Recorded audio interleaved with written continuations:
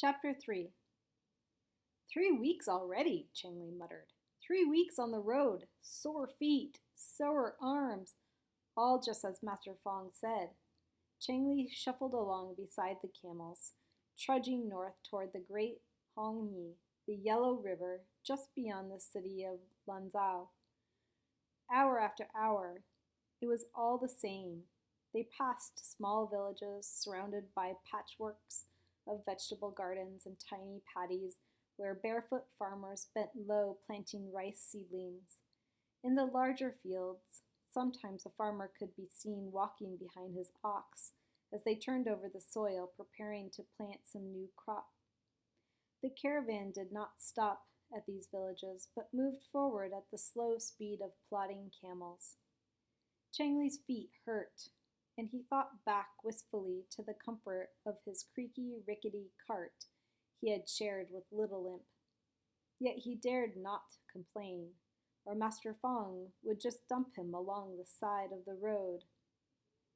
Indeed, the work was harder than he'd imagined, taking the loads off the camels at night, loading them up again every morning, tightening ropes, and the worst part, the walking, walking, walking. He hadn't thought about the endless walking. And now this. Rain, rain, and more rain, he complained to himself as he sloshed along the muddy road beside El Khalid, his lead camel. He pulled down his wide-brimmed straw hat tighter on his head, tipping it forward to keep the rain out of his eyes. His water-soaked clothes stuck to his body, making it even harder to walk. The rain fell steadily, slow with grit, and heavy with dust blown from the northern deserts. Chengli pulled his hat down farther. His legs ached from trudging through the mud. His arms ached from pulling on the rope to keep the camels moving, and his hands burned from constantly tightening the rain-slackened ropes to keep the heavy loads in place. He moved back along the line of his camels assigned to his care, checking each load until he came to Fourth Brother, who was checking on his own assigned animals, the donkeys. "I hate these donkeys," Fourth Brother growled. "Master Fong promised me I could be a guard, but now he has shoved me back with animals. That's where you're needed, he says. I'll show him I can do more than watch over a bunch of lazy donkeys." A shrill, feminine voice sliced through the Fourth Brother's mumbling. "This road is too bumpy! Amma, bring me another pillow! I am cold and I am wet, and this cart leaks! It is a royal cart. It should not leak. Do something!" "That's the other problem," Fourth Brother added, croaking. "That's the other problem," Fourth Brother added, cocking his head toward the cart behind them. "If I worked as a guard, I could get away from that annoying voice." Chengli turned to stare at the covered cart, painted with the imperial red and gold that bumped and rumbled behind them. "Who would want to marry a princess with a voice like that?" he muttered, agreeing with Fourth Brother. "All she does is whine."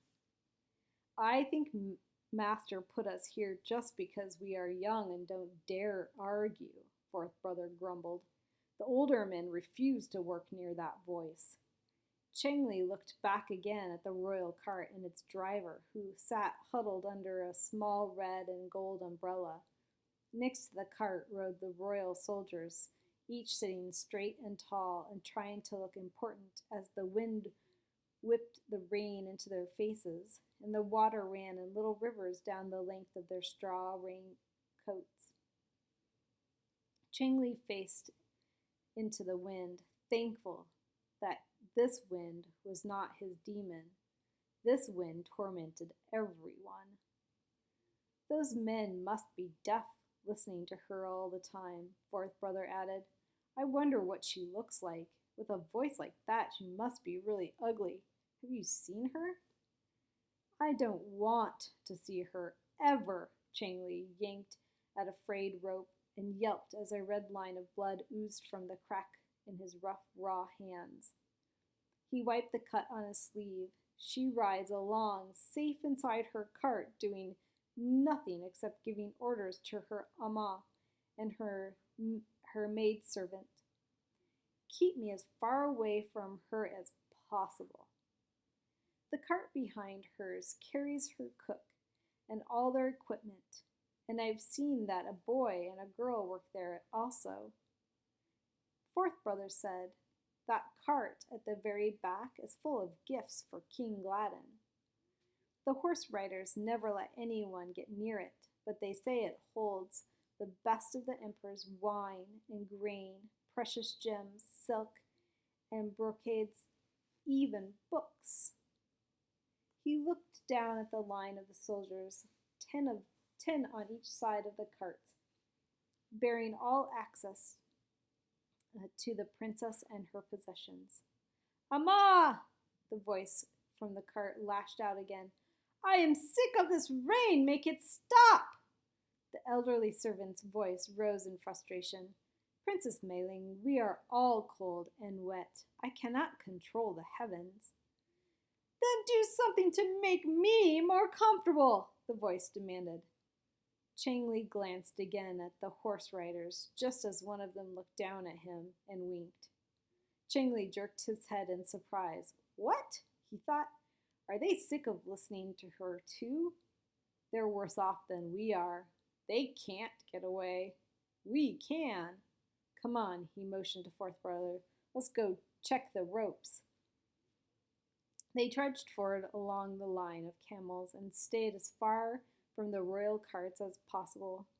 Chengli made a game of trying to count the colorful flags that marked the separate merchants who had joined their group, for the caravan had grown as they traveled. Master Fong alone had 100 loaded camels, with each set of 10 in the care of separate camel drivers. Chengli's set was the last string of 10, and he had them all tied together, head to tail, by ropes looped through their wooden nose pegs, with El Khalid in front.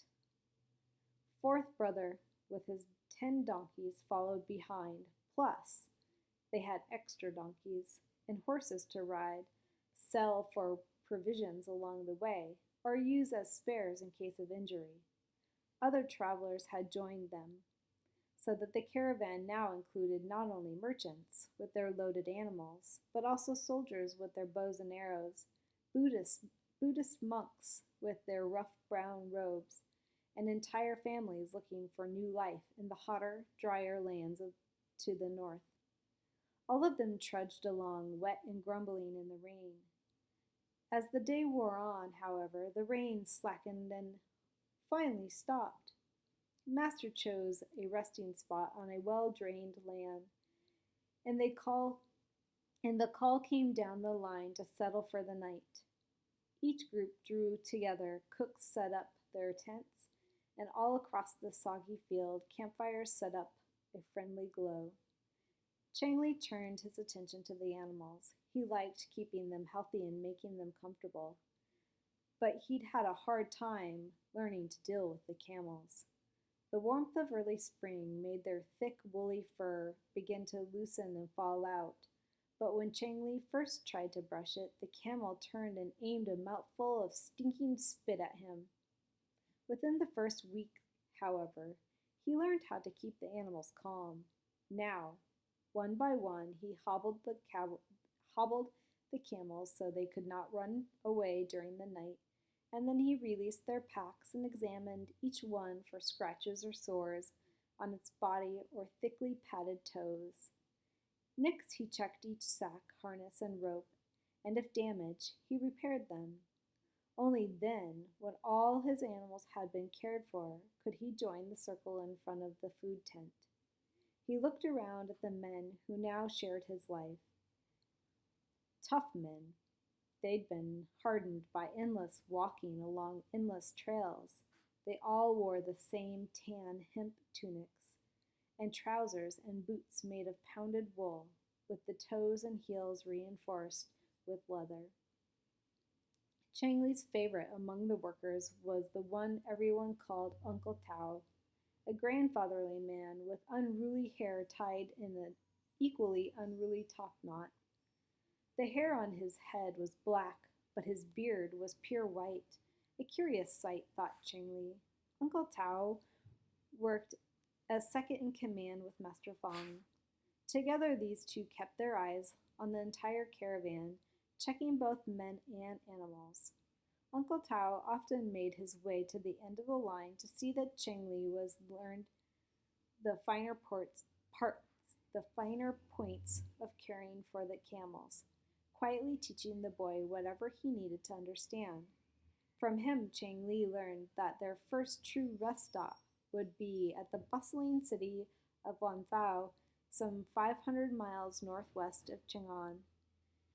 At the slow pace of the heavily loaded camels, 12 or 15 miles a day, that 500 miles would take them about 8 weeks of walking. On most nights, when the men gathered for supper, Master Fang and Uncle Tao, as the two highest ranking men in the group, sat together off to the side, nearly hidden in the shadows, watching, listening, and missing nothing.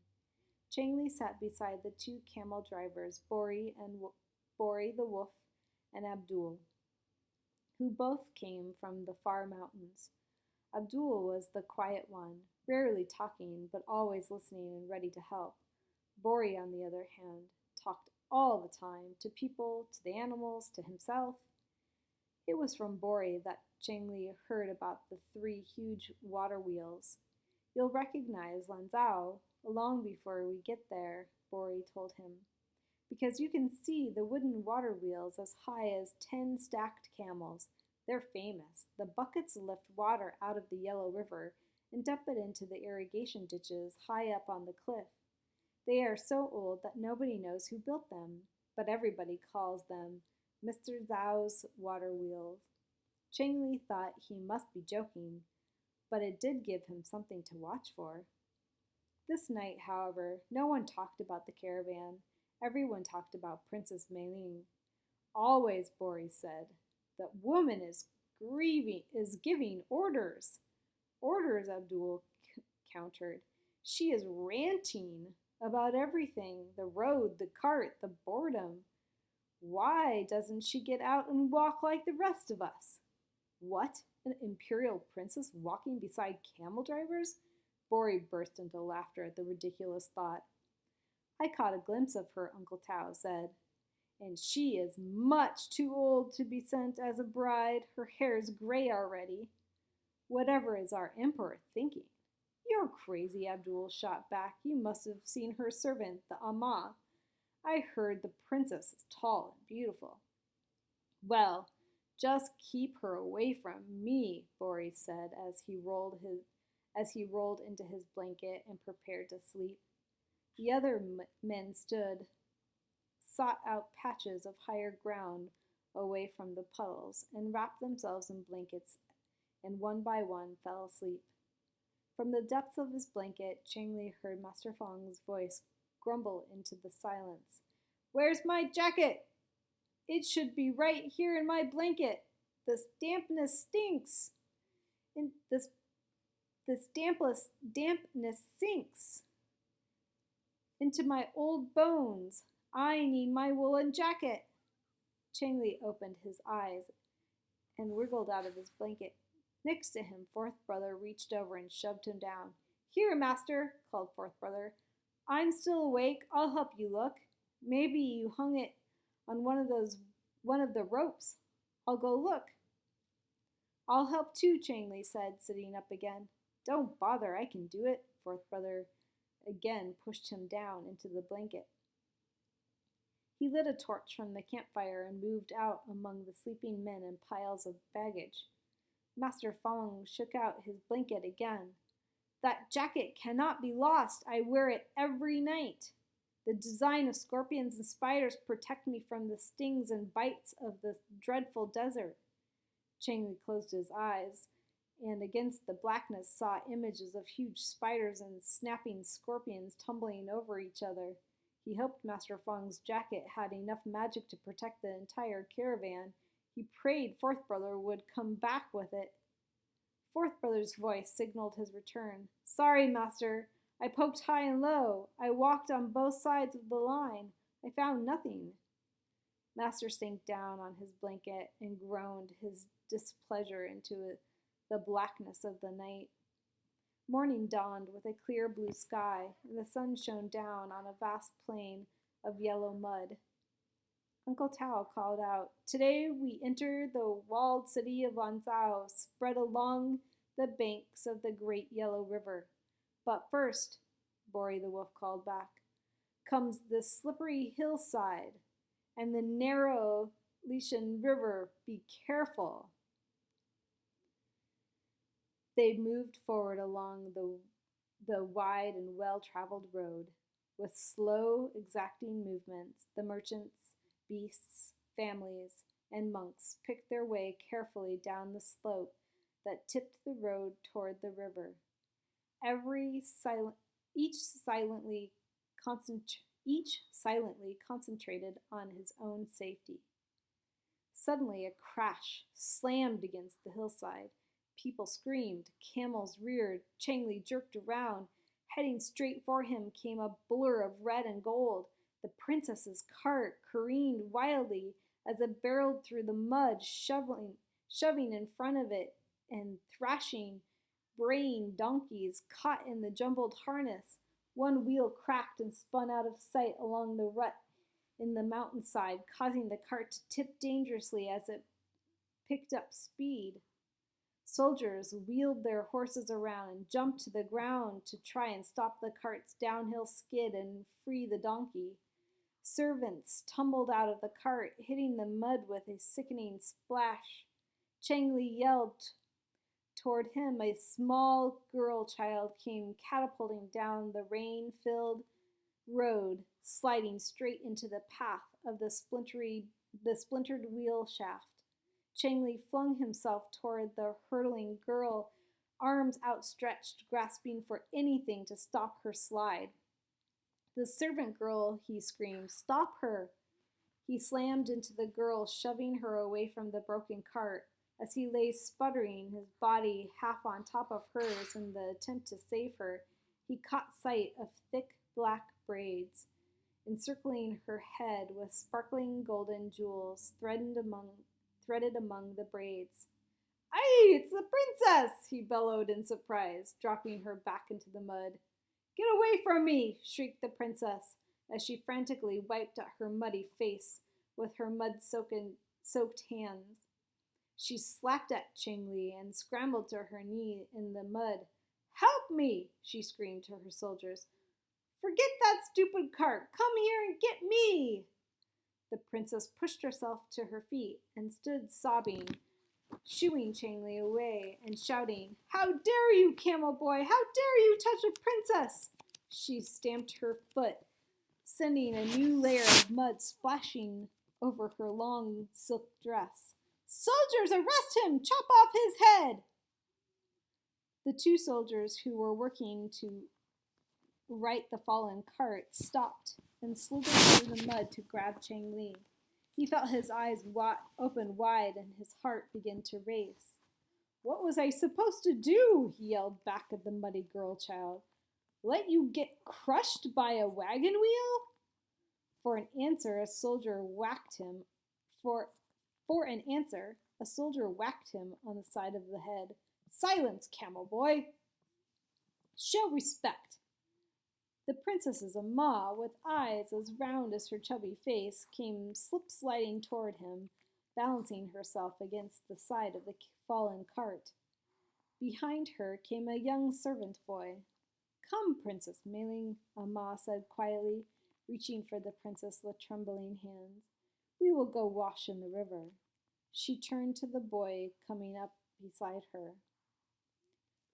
Dakshish, go help repair the cart and tell your sister to come help me with the princess. Turning back toward the princess, who stood crying and shivering in globs of brown mud, Amma shook her head and looked as if she couldn't decide whether to laugh or cry. Well, child, she said, you are a sight. But hush now, control yourself. That camel boy saved your life. Amal glanced at the soldier, who still held on to Chengli, and gave them a knowing smile. Then, holding the princess's arm, she called to the servant girl, Sudarsana, take her other arm. We will go down to the river.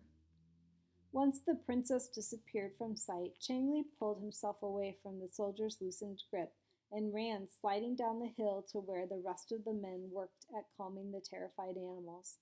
He threw himself into the midst of the group of workers. Did you see that? He gasped. Did you see that? The princess, she's a child. She's littler than me.